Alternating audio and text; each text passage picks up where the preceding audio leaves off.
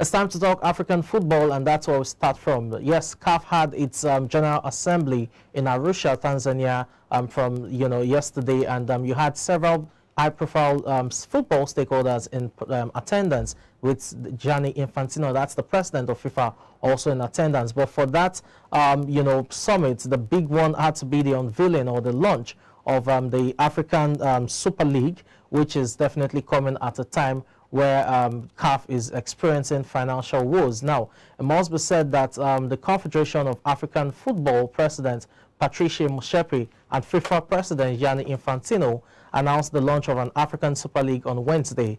The tournament will offer $100 million in prizes. The league will also bring together 24 teams across 16 countries with a maximum of 3 per country.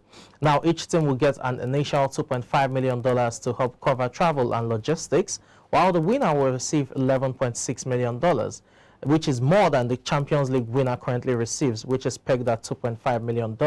Remember why that Athletic Club defeated Al Ali about a month ago to lift the CAF Champions League. Now, the league will start in August 2023, talking about the CAF Super League, and it will run till the following May. The tournament is expected to generate $200 million, and for CAF, it lost $45 million in the 2020-2021 financial year. And this is definitely coming as a shock to many, considering the losses. Now, the league is making certain distinctions from the European Super League, which failed amid fan and even government pushback. The league will have promotion and relegation, which is a key structural element to the major European football leagues that was absent from the European Super League.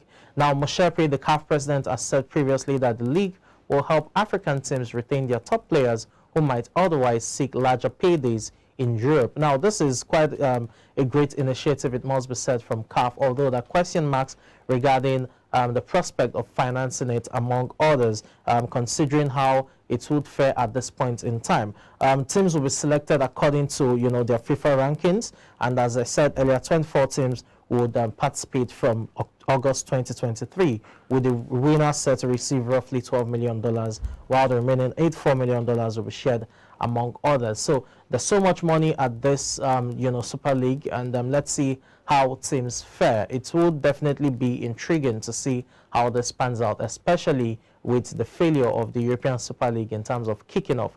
Well, let's still talk about African football, this time not regarding the Super League, but right there at the assembly, as I said earlier, you had FIFA President Gianni Infantino in attendance, and CAF President Patrice Motsepe formally endorsed Infantino for his third-time re-election bid. And for Infantino, this is definitely coming as a big boost to him, although he's still the only candidate in running for the office of the FIFA presidency.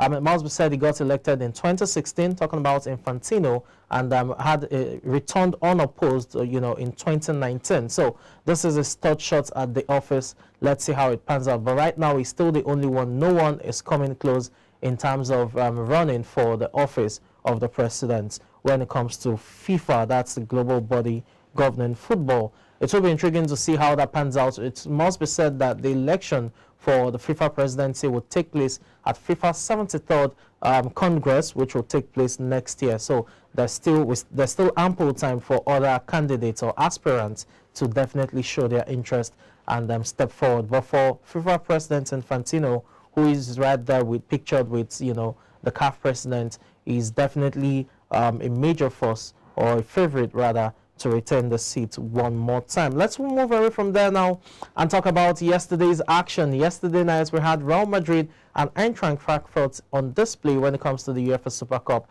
And for Real Madrid, it was a convincing win. 2-0 it ended. You almost say they picked up from where they left off, talking about the UEFA Champions League title win over Liverpool in May. So David Alaba got the opening goal of the game, and Karim Benzema scored the second goal for the game. For Karim Benzema, that was a historic strike, it must be said, because that goal took him, top of Raul Gonzalez when it comes to Real Madrid's highest goal scorer. He is officially the second highest goal scorer in the history of Real Madrid with 324 goals, one more than club legend Raul Gonzalez, who scored 323, although he's still 126 goals behind the all-time scorer for Real Madrid, talking about Cristiano Ronaldo, who scored 450 goals during his 9-year stint with the club. So Benzema has 126 goals to meet top 127 strikes to surpass Ronaldo. It's difficult to see that happening, but you can't dispute the fact that he's been sensational over the course of the past season as well as the year. And it's all about, you know, the questions: who gets the Ballon d'Or? You can reckon that Karim Benzema is the favorite to be named as the Ballon d'Or winner for the year 2022. Last season, he scored 44 goals in 46 games to guide the Real Madrid to a domestic double. Oh, no, not a domestic double, I beg your pardon. A double, because they won on the European scene, which is the UEFA Champions League, as well as the Spanish La Liga. So this time around, they will be gunning for the treble. I'm talking about the Copa del Rey inclusive. Let's see how that happens, but they've started off on a very good note, winning the UEFA Super Cup. Up next will be the Spanish Super Cup, and then you have other things. I'm talking about, rather, the Club World Cup as well. So let's see how that pans out for Real Madrid. Let's move away from there now, talking about Real Madrid, and talk about a player who has been immersed in several allegations of rape, sexual assault, and what have you. He's forgotten, and that's Manchester City's left back, Benjamin Mendy. The French defender appeared in court yesterday to start his trial, and he pleaded not guilty to another charge of rape. About 8 women have now leveled allegations of rape and sexual assault to him, and he pleaded not guilty. The 28-year-old is also a co-defendant alongside Luis Saha Mature, who is 40 years old. There's Mature right there on the screen, who is from Eccles and is also facing 8 counts of rape and 4 counts of sexual assault. He as well has denied he has pleaded not guilty, rather, to all of the counts or the charges, as it were. For Benjamin Mendy, this is coming after a turbulent 2 years for him. These cases or allegations of rape and assault are said to have occurred from between October 2018 and August 2021. So between October 2018 and August 2021, these various incidents were alleged to have happened, and it must be said that he has been suspended by Manchester City. He got suspended immediately the issue came to the light, and pending the resolution of the court in terms of the final judgment, he still remains suspended. He played 50 matches for Manchester City, had 10 caps for France prior to his legal tussles or ordeals, as it were. It will be intriguing to see how it is. A jury of 8 men and 4 women were sworn in for the trial yesterday, and the trial is expected to last for at least 3 months. I hope justice at the end of the day prevails and the truth is revealed in that sense.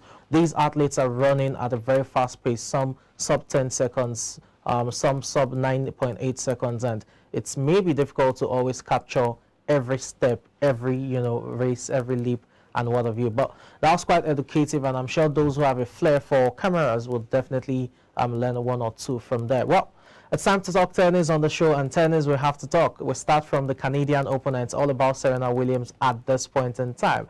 Serena Williams, played against Belinda Bencic, and unfortunately, she lost in straight sets, 6-2, 6-4. That ended as she crashed out of the second round of the Canadian Open. But the farewell tour, you want to call it, has begun, because it was quite an emotional atmosphere right there in Canada, with fans appreciating her career, saying thank you, while you also had Belinda Bencic in tears. So many people were in tears. At some point, Serena Williams as well was in tears, crying, and just soaking it in, taking in all the adulations from the fans who appreciated a greatness over the course of a career that spanned over 2 decades. Serena Williams, who will be 41 this month, is set to retire, she said, in a few weeks. And for so many people, the projection is that she will retire at the end of the US Open, which begins on the 29th of August. So Serena Williams, right there, it's quite a shame she couldn't make a deep run in the tournament, but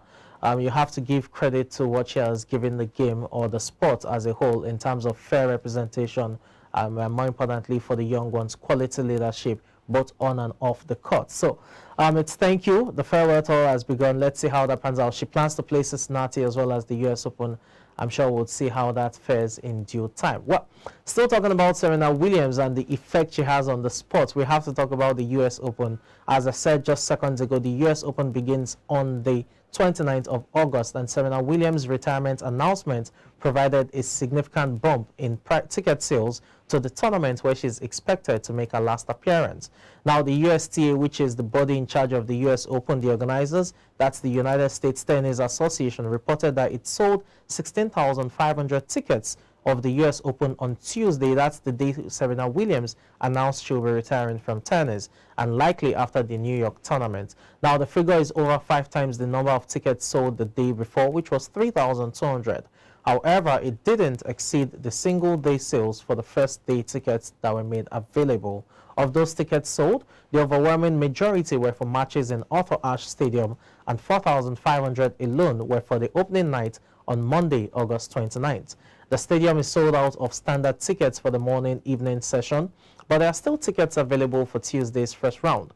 Now, spectators will not know when Serena Williams will be playing because the draws will be conducted on the 25th of August, but that has not stopped them from buying tickets. In fact, tickets in the Arthur Ashe Upper Bowl were selling for as cheap as $35 on original sale. But on Ticketmaster's resale portal, the cheapest ticket to get in for Monday night's session is now around $160 after fees. So it shows you the effect of, Serena Williams when it comes to pushing through, especially in terms of, fans getting into a stadium to have a last peek at a legend playing on one of her favorite surfaces. Of her 23 singles Grand Slam titles, she has 6. 6 of them are coming from the US Open, 7 apiece for Wimbledon and Australian Open, while 3 is from the French Open. It must be said she has 39 Grand Slam titles in total, 14 when it comes to the doubles, and that's all 14, alongside her sister, while 2 are coming from mixed doubles. So it's greatness all around for Serena Williams. Let's see how, the farewell tour ends. Well, let's move away from there, but still talking tennis. Let's talk about, the Montreal Masters. That's the men's, aspect of things. You had Nick Kyrgios in action. He's probably the most informed tennis player in the world right about now, taking on world #1 Daniil Medvedev. And that was a battle, it must be said. 3 sets victory for Nick Kyrgios, the Australian Maverick, who moves through to the last 16. For the world #1, it was a shocker, it must be said, although you can't dispute the quality that Nick Kyrgios brings to the court, especially when he's in the mood to play. That ended in 3 sets, as I said, 6-7, 2-7, 6-4, 6-2. The Australian emerged victorious. And when it comes to their head-to-head, is now 3-1 when it comes to their head-to-head. 3 victories and just 1 loss against Daniil Medvedev. For Medvedev, it's not a good tune-up event to the US Open, where we'll be looking to defend the title he won last year. Well, he still has Cincinnati Masters to prepare for that. Let's see how it pans out. But for Nick Kyrgios, he's definitely basking in a very good run at this point in time. Made the final of Wimbledon. More importantly, was able to make a historic win at City Open last week, where he won both the singles and doubles titles alongside Jack Sock. Talking about the doubles, is the first man to do that ever. So Kyrgios definitely on a Cinderella run.